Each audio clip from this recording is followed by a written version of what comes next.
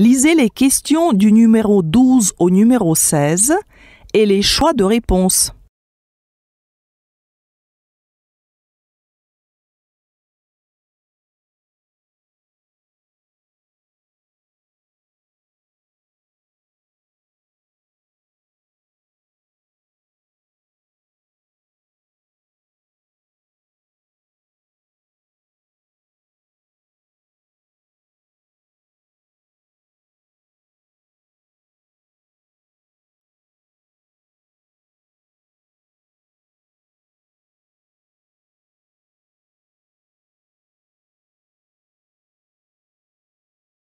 Écoutez le document numéro 12 la première fois et choisissez les bonnes réponses. France Info. Emmanuel Macron en a fait l'une de ses priorités, relancer l'Europe. Mais l'Europe, au fait, comment ça marche et à quoi ça sert? On se penche sur la question aujourd'hui dans France Info Junior. Avec vous, Sébastien Bayard, bonjour. Bonjour. Vous êtes le directeur de l'Institut Jacques Delors. Vous allez répondre à Samuel, Chloé, Léa, Mehdi et Jonathan qui sont en 6e et en 5e au collège d'Arnouville dans le Val d'Oise. On commence par Mehdi. Comment l'Europe s'est créée? L'Europe, elle s'est pas créée en un jour. Alors quand on parle d'Europe, on parle de la construction européenne, de l'Union européenne. On parle pas de la formation du continent européen. Ça s'est créé après la Seconde Guerre mondiale pour 3 raisons. Il y avait d'une part un vrai désir de paix, une volonté de surmonter l'esprit de vengeance qui peut nous animer après avoir subi une telle guerre contre l'Allemagne. La deuxième raison, c'était aussi la peur du communisme soviétique. On ne voulait pas qu'il se répande dans toute l'Europe. Et la troisième raison, c'était aussi un besoin de prospérité, puisque tous nos pays étaient à terre. Donc il fallait se reconstruire. Et l'idée originale, et complètement inédite dans l'histoire, c'était de le faire avec ses anciens ennemis. Donc avec l'Allemagne, pour qu'elle se redresse elle-même, mais autrement, qu'on se redresse ensemble. Et ça a commencé, comment ça s'est créé? Ça a commencé très modestement, mais en même temps symboliquement, sur le charbon et l'acier, qui étaient les deux matières importantes pour l'économie à l'époque. Et plutôt que chacun le fasse de son côté, on a décidé déjà de mettre en commun nos productions entre la France, l'Allemagne et 4 autres pays pour qu'on grandisse ensemble. Donc c'est comme ça que ça s'est créé. Léa. Comment les pays ont rejoint l'Europe? Personne n'est forcé de venir. Hein. C'est volontaire. C'est sur une base tout à fait volontaire. C'est libre et non contraint. C'est important de le rappeler. Alors ça a commencé par 6 pays. Je les ai cités la France, l'Allemagne, ce qu'on appelle le Benelux, c'est-à-dire Pays-Bas, Belgique, Luxembourg, et l'Italie. Mais après, il y a d'autres pays qui ont rejoint au fur et à mesure, et puis d'autres qui aussi ont dit non. Par exemple, la Norvège, il y a eu 2 référendums, et 2 fois, ils ont dit non, donc ils sont pas rentrés. Et certains rentrent, mais pas dans tout. Par exemple, il y en a qui ont l'euro, d'autres qui n'ont pas l'euro. Donc on peut rentrer, on peut même sortir si on veut aussi, on le voit avec le cas du Royaume-Uni. Mais ce qui est important surtout, c'est qu'on n'est pas dans un empire. Personne n'est occupé, personne n'est forcé de rentrer. Mehdi. Pourquoi ça s'appelle l'Europe? Ça, c'est un mystère. En fait, les Européens ont nommé beaucoup des autres continents. On a donné le nom à l'Amérique, à l'Afrique ou à l'Asie. Mais le nom Europe, alors on connaît la mythologie. On sait qu'il y a eu cette princesse phénicienne qui a été enlevée par Zeus, qui est allée du Liban actuel à la Crète. Ça, c'est le récit mythologique. Mais pourquoi ce récit a servi de nom au continent? Les historiens, en fait, l'expliquent pas très bien. Et en fait, le mot européen, les Européens, ça, c'est un terme qui est né plutôt au 8e siècle. Donc encore, ça part de mystère alors pour l'Europe. Samuel. Pourquoi l'Angleterre s'est sortie de l'Europe? Parce qu'elle a choisi. Il y a eu un référendum en juin 2016. Les Britanniques ont à la majorité voté oui, on veut sortir. La question leur a été posée. Donc, comme je disais, c'est pas un empire où on est forcé de rester, on n'est pas occupé. Donc, c'est leur choix et normalement, le 30 mars 2019, ils devraient sortir. Mais pourquoi ils ont voulu sortir? Ils ont eu l'impression, alors à tort ou à raison, ça se discute, que ne perdre le contrôle de leur pays, que les lois n'étaient plus de leur fait. Et pour eux, que ça vienne de Bruxelles, comme entre guillemets, ça leur était insupportable. Plus fondamentalement, le Royaume-Uni, comme on sait, c'est une île, et les îles britanniques, et donc quand on est sur une île, on n'est pas sur le continent, et ça peut aussi donner des envies d'indépendance. Léa. Pourquoi il y a des pays qui ne sont pas acceptés dans l'Union européenne? Alors pour rentrer, il y a plusieurs conditions. C'est d'abord que tous les autres soient d'accord. Les autres conditions, c'est d'être une vraie démocratie. Et l'autre condition aussi, c'est d'être effectivement quand même sur le continent. Il faut que le dossier de candidature soit solide alors. Exactement. Merci beaucoup Sébastien Maillard, directeur de l'Institut Jacques Delors.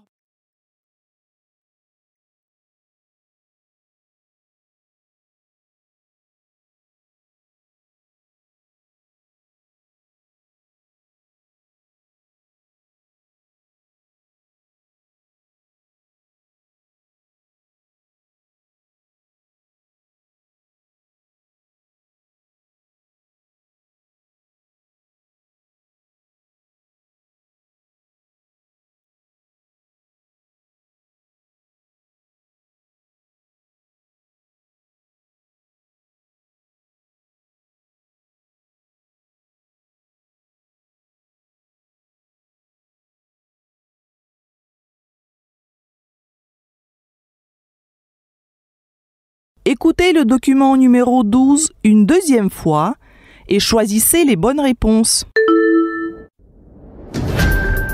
France Info. Emmanuel Macron en a fait l'une de ses priorités, relancer l'Europe. Mais l'Europe, au fait, comment ça marche et à quoi ça sert? On se penche sur la question aujourd'hui dans France Info Junior. Avec vous, Sébastien Maillard, bonjour. Bonjour. Vous êtes le directeur de l'Institut Jacques Delors. Vous allez répondre à Samuel, Chloé, Léa, Mehdi et Jonathan qui sont en 6e et en 5e au collège d'Arnouville dans le Val d'Oise. On commence par Mehdi. Comment l'Europe s'est créée? L'Europe, elle s'est pas créée en un jour. Alors quand on parle d'Europe, on parle de la construction européenne, de l'Union européenne. On parle pas de la formation du continent européen. Ça s'est créé après la Seconde Guerre mondiale pour 3 raisons. Il y avait d'une part un vrai désir de paix, une volonté de surmonter l'esprit de vengeance qui peut nous animer après avoir subi une telle guerre contre l'Allemagne. La deuxième raison, c'était aussi la peur du communisme soviétique. On voulait pas qu'il se répande dans toute l'Europe. Et la troisième raison, c'était aussi un besoin de prospérité, puisque tous nos pays étaient à terre, donc il fallait se reconstruire. Et l'idée originale, complètement inédite dans l'histoire, c'était de le faire avec ses anciens ennemis, donc avec l'Allemagne, pour qu'elle se redresse elle-même, mais autrement, qu'on se redresse ensemble. Et ça a commencé, comment ça s'est créé? Ça a commencé très modestement, mais en même temps symboliquement sur le charbon et l'acier, qui étaient les deux matières importantes pour l'économie à l'époque. Et plutôt que chacun le fasse de son côté, on a décidé déjà de mettre en commun nos productions entre la France, l'Allemagne et 4 autres pays pour qu'on grandisse ensemble. Donc c'est comme ça que ça s'est créé. Léa. Comment les pays ont rejoint l'Europe? Personne n'est forcé de venir. Hein. C'est volontaire. C'est sur une base tout à fait volontaire. C'est libre et non contraint. C'est important de le rappeler. Alors ça a commencé par 6 pays. Je les ai cités la France, l'Allemagne, ce qu'on appelle le Benelux, c'est-à-dire Pays-Bas, Belgique, Luxembourg, et l'Italie. Mais après, il y a d'autres pays qui ont rejoint au fur et à mesure, et puis d'autres qui aussi ont dit non. Par exemple, la Norvège, ils ont eu 2 référendums, et 2 fois, ils ont dit non, donc ils sont pas rentrés. Et certains rentrent, mais pas dans tout. Par exemple, il y en a qui ont l'euro, d'autres qui n'ont pas l'euro. Donc on peut rentrer, on peut même sortir si on veut aussi. On le voit avec le cas du Royaume-Uni. Mais ce qui est important surtout, c'est qu'on n'est pas dans un empire. Personne n'est occupé, personne n'est forcé de rentrer. Mehdi. Pourquoi ça s'appelle l'Europe? Ça, c'est un mystère. En fait, les Européens ont nommé beaucoup des autres continents. On a donné le nom à l'Amérique, à l'Afrique ou à l'Asie. Mais le nom Europe, alors on connaît la mythologie. On sait qu'il y a eu cette princesse phénicienne qui a été enlevée par Zeus, qui est allée du Liban actuel à la Crète. Ça, c'est le récit mythologique. Mais pourquoi ce récit a servi de nom au continent? Les historiens, en fait, l'expliquent pas très bien. Et en fait, le mot européen, les Européens, ça, c'est un terme qui est né plutôt au 8e siècle. Donc encore, ça part de mystère alors pour l'Europe. Samuel. Pourquoi l'Angleterre s'est sortie de l'Europe? Parce qu'elle a choisi. Il y a eu un référendum en juin 2016. Les Britanniques ont à la majorité voté oui, on veut sortir. La question leur a été posée. Donc, comme je disais, c'est pas un empire où on est forcé de rester, on n'est pas occupé. Donc, c'est leur choix et normalement, le 30 mars 2019, ils devraient sortir. Mais pourquoi ils ont voulu sortir? Ils ont eu l'impression, à tort ou à raison, ça se discute, que ne perdre le contrôle de leur pays, que les lois n'étaient plus de leur fait. Et pour eux, que ça vienne de Bruxelles, comme entre guillemets, ça leur était insupportable. Plus fondamentalement, le Royaume-Uni, comme on sait, c'est une île, et les îles britanniques, et donc quand on est sur une île, on n'est pas sur le continent, et ça peut aussi donner des envies d'indépendance. Léa. Pourquoi il y a des pays qui ne sont pas acceptés dans l'Union européenne? Alors pour rentrer, il y a plusieurs conditions. C'est d'abord que tous les autres soient d'accord. Les autres conditions, c'est d'être une vraie démocratie. Et l'autre condition aussi, c'est d'être effectivement quand même sur le continent. Il faut que le dossier de candidature soit solide alors. Exactement. Merci beaucoup Sébastien Maillard, directeur de l'Institut Jacques Delors.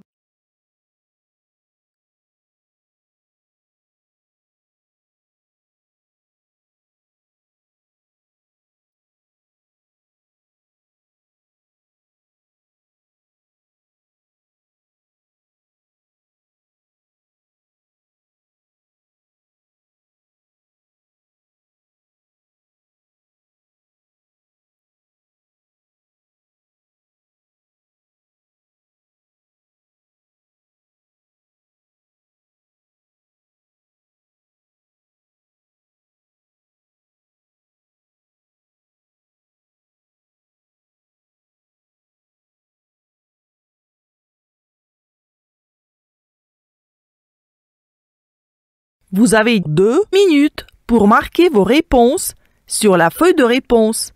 Soyez très attentifs.